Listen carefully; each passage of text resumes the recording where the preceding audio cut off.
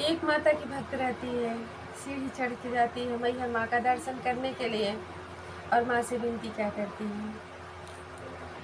चढ़ी के पहाड़िया अवली तो हरी दुअरिया है मयरिया हमारी ना। चढ़ी के पहाड़िया आयो तो हरी दुअरिया है मयरिया हमारी ना। हे मयरिया हमारी ना काहे भूलियो मोर खबरिया। हे मयरिया हमारी ना काहे भूलियो मोर खबरिया। हे मयरिया हमारी ना देरिया लगायो काहे हमारी की बेरिया। हे मयरिया हमारी ना कई दया की नजरिया।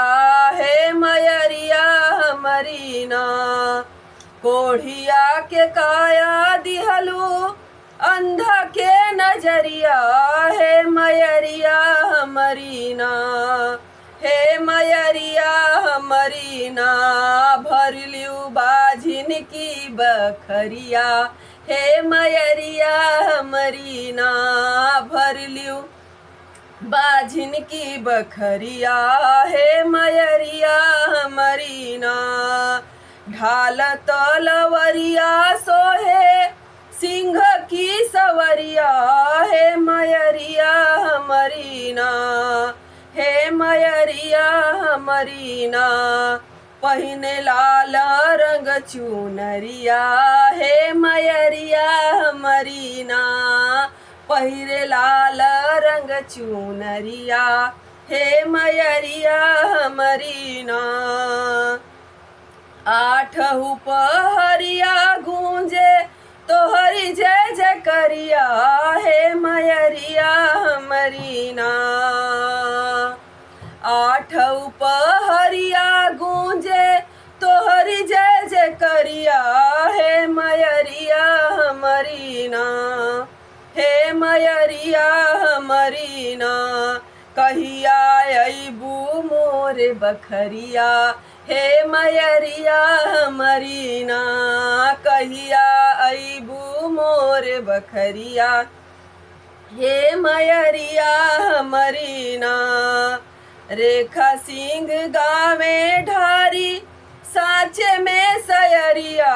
हे मयरिया हमारी ना भक्त जन गावे लिखी साचे में सयरिया। हे मयरिया हमारी ना हे मयरिया हमारी ना बीती जाए सारी उमरिया।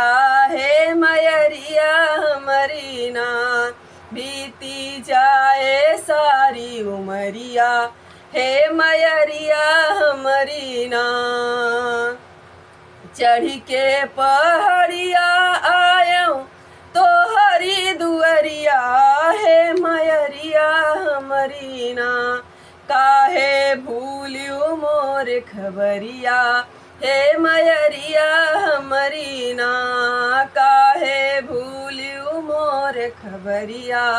हे मयरिया हमारी ना जय माता दी।